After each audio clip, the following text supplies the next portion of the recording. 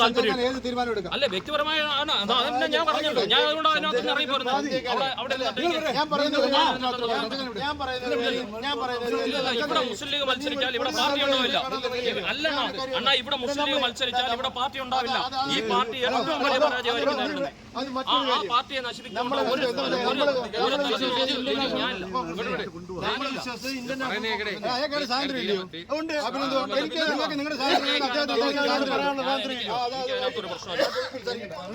അവരവരുടെ തീരുമാനം എടുത്തോട്ടെ. ആത്മാഭിമാനം പടയം വെച്ച് ജീവിക്കാൻ സഞ്ജയിക്കാൻ ഇനി ഈ പാർട്ടിയിലല്ല. ഈ പാർട്ടി വേണ്ട. ഈ പാർട്ടി ഇവിടെ ഉണ്ടാവില്ല.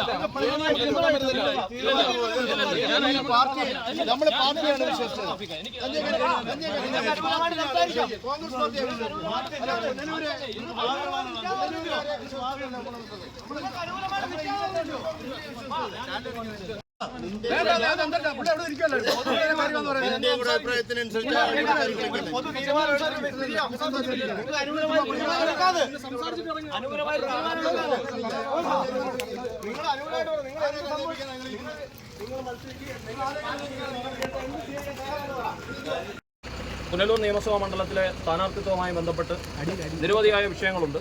ആ വിഷയങ്ങളുടെ അടിസ്ഥാനത്തിൽ ഇവിടുത്തെ സ്ഥാനാർത്ഥി ഇപ്പം നിശ്ചയിക്കപ്പെട്ടിട്ടുള്ള സ്ഥാനാർത്ഥി ഇവിടെ ഇറങ്ങിയാൽ വലിയ പരാജയമായിരിക്കും നിയോജകമണ്ഡലത്തിലുണ്ടാകുന്നത്.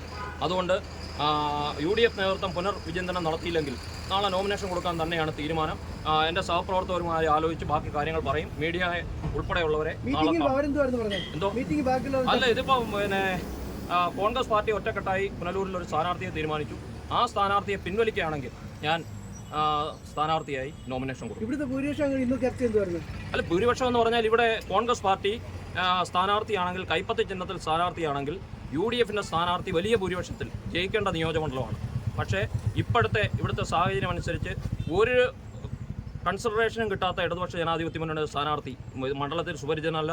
അദ്ദേഹത്തിന് വലിയ ഭൂരിപക്ഷത്തിൽ ജയിക്കേണ്ട ഒരു സാഹചര്യം ഉണ്ടാകും. അത് ഒഴിവാക്കണമെങ്കിൽ UDF നേതൃത്വം പുനർവിചിന്തനം നടത്തണമെന്നാണ് എൻ്റെ അഭിപ്രായം. മത്സരിക്കുവാണെങ്കിൽ എൻ്റെ സഹപ്രവർത്തകർ യൂത്ത് കോൺഗ്രസിൻ്റെ നേതാക്കന്മാർ നിരവധി സംഘടനകൾ എനിക്ക് പിന്തുണ അറിയിച്ചിട്ടുണ്ട്. അവരുമായെല്ലാം ഇപ്പോൾ മിനിറ്റുകൾക്കുള്ളിൽ കൂടിയാലോചന നടത്തി നാളെ നോമിനേഷൻ കൊടുക്കാനുള്ള തീരുമാനം.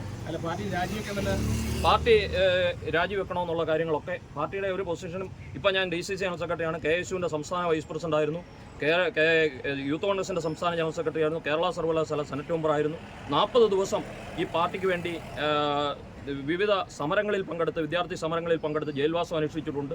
ഇതൊക്കെ ചെയ്തിട്ടുണ്ട്. പക്ഷേ ഈ പാർട്ടി എന്നെ പരിഗണിച്ചു എന്നാണ് ഞാൻ മനസ്സിലാക്കുന്നത്. പക്ഷേ അന്തിമമായി ആരോ വലിയ ഇടപെടൽ നടത്തി എനിക്ക് സ്ഥാനാർത്ഥിത്വം നഷ്ടപ്പെട്ടു. ഈ നിയോജകമണ്ഡലം നശിപ്പിക്കാൻ ഐക്യജനാധിപത്യ മുന്നണി അധികാരത്തിൽ വരണമെങ്കിൽ പുനലൂർ നിയമസഭാ മണ്ഡലം കോൺഗ്രസ് ജയിക്കണം, അല്ലെങ്കിൽ UDF ജയിക്കണം. അതിനുള്ള സാഹചര്യം ഒഴിവാക്കാൻ എനിക്ക് ആഗ്രഹമില്ല.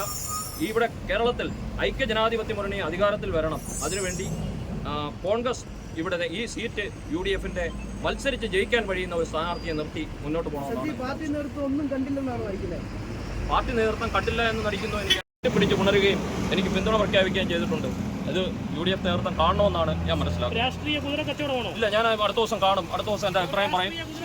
ഞാനിപ്പോൾ നോമിനേഷൻ കൊടുക്കാൻ തീരുമാനിക്കുകയാണ്. സഹപ്രവർത്തകരുമായിട്ട് ആലോചിച്ച് തീരുമാനമെടുക്കും. എന്തായാലും ഈ ഏറ്റവും